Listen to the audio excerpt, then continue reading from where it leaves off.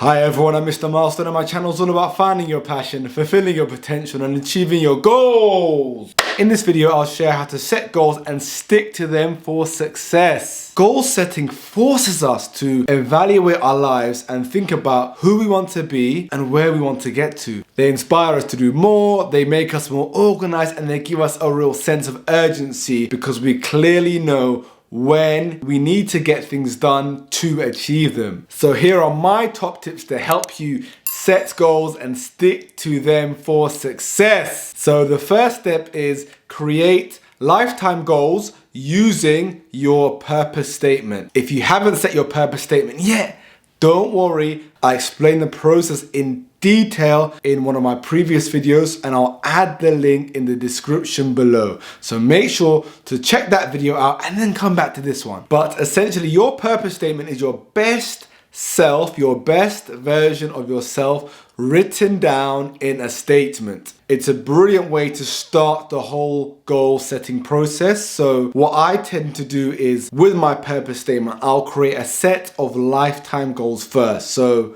within that purpose statement, there are things that you've mentioned, that you've described. Use those to create your lifetime goals. And ideally, they won't be too many in number. They might be between 2 to 5. And that's the place to start. So what do you want to have achieved in your lifetime? And these are goals you want to be very passionate about because you're aiming to dedicate your life to them. So why wouldn't you be, right? So make sure you've got goals that you're very passionate about and they all come from your purpose statement. When creating those lifetime goals, the next thing you need to bear in mind is create them using the SMART format. So make sure all of your goals are SMART. Now, SMART is an acronym for specific, measurable, achievable, realistic, and time. It's a brilliant framework to use when setting your goals. So you should cover each of those points within the goal that you set for yourself. That's really important. It's proven to help you achieve them.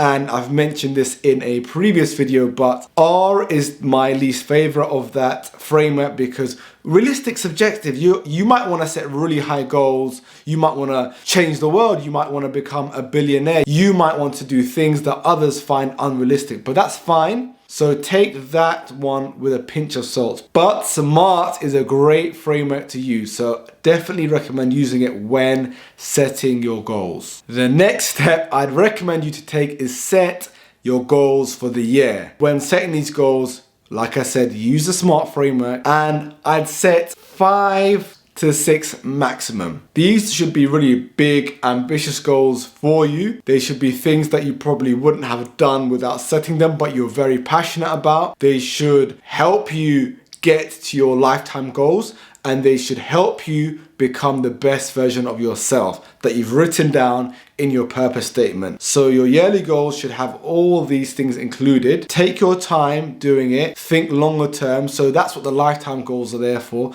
They are there to help you think longer term. So you've got the lifetime goals in this specific year. What can I do to help me get closer to those lifetime goals? So when following the SMART framework, I'll give you a quick example now of how I would do it. So if I was setting a goal to say lose weight, I'd say I will aim to lose 15 kg by November 2021, and I will do this by tracking my calories daily, limiting my calorie intake to 1,700. I will go to the gym 3 times a week and I will take photos monthly to track my progress. So that's a great example of a SMART goal. So it's specific. I said exactly what I want to do, lose weight. It's measurable. I set exactly how much weight I want to lose. It's achievable. I've given myself enough time to achieve it and I've specified how I will do it. It's realistic. I've not said I'm going to lose 30 kg in a month. It's 10 kg over perhaps 11 months if I said it in January. And it's time. So I've set a specific date as to when I want to achieve this goal. So that's a really good example of how you set a SMART goal. The next thing I'd recommend is to set mid-term and long-term goals as well. So with the yearly goals, they are what you want to do in the immediate future. With the mid-term and long-term ones, I like to set goals for the next 3 years and the next 10 years. Why? Because it helps me envision where I want to be. It's almost like I'm visualizing another milestone on the way to me achieving my lifetime goals. Because sometimes with a 12-month goal, the lifetime goal might still seem a long way away. But if I also set 3-year goals and 10-year goals, I can kind of see where I want to be in those periods in between, and it will help inspire me more. When it comes to the 3-year and 10-year goals, they don't have to be as specific, as smart, so they can just be very short goals. You don't have to worry about the SMART framework as much for these. They're just something to give you an idea of where you want to be. So for me, I might say with the weight loss goal, as a continued example, I want to have lost 20 kg in 3 years and have reached my ideal body weight. And for 10 years, I might say, I want to have maintained my ideal body weight and also gain X% of muscle mass, for example. So these midterm goals will help you see the longer term pathway to achieve your lifetime goals, which is ultimately where you want to be. The next step is commit to achieving your goals. You've prepared them all now, you've put loads of thought and effort into them. Now it's time to make them a reality. So one thing that can really help you commit is by printing these goals out and signing them by hand. This is scientifically proven to help. By doing this, we are making the information stick, and we are going through a process called encoding. So we're encoding this information into our brains, burning this in there, helping us to stay more committed. By doing that, we'll always bear our goals in mind. And this is proven to be much more effective. In fact, studies have shown that people who write down their goals are 40% more likely to achieve them. That's a huge improvement. 40%, that's a huge leap. So bear that in mind.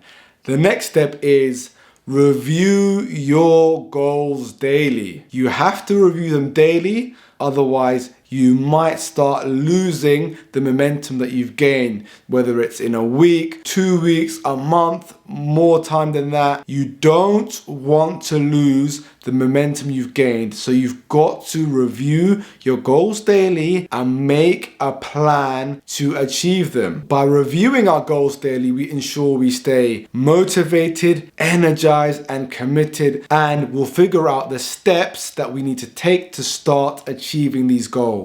So I definitely recommend for you guys to read your goals daily, print them out, frame it somewhere, place it somewhere you can see on a daily basis. And finally, my last point is set milestones towards achieving your goal. So I missed a milestone, that's what I'm all about. Setting small milestones to help you achieve your goals is what's gonna make you cross the finish line. So just like we can't expect to run a marathon after training only a day. What we can do, however, is take small steps each day towards achieving our goals and set milestones towards achieving them as well. So if we're planning to lose 10 kg in 10 months, let's set a milestone of losing 3 in 3 months and celebrate that. And that's what's gonna help keep you energized, motivated, and inspired to keep on going. So that's it for this video. I hope you enjoyed it. If you did, please like, comment below if the goal setting process I explained helped you. I'll try to answer any questions you have. And if you haven't already, subscribe because I've got lots more content to come. So thanks for watching and let's keep chasing those goals.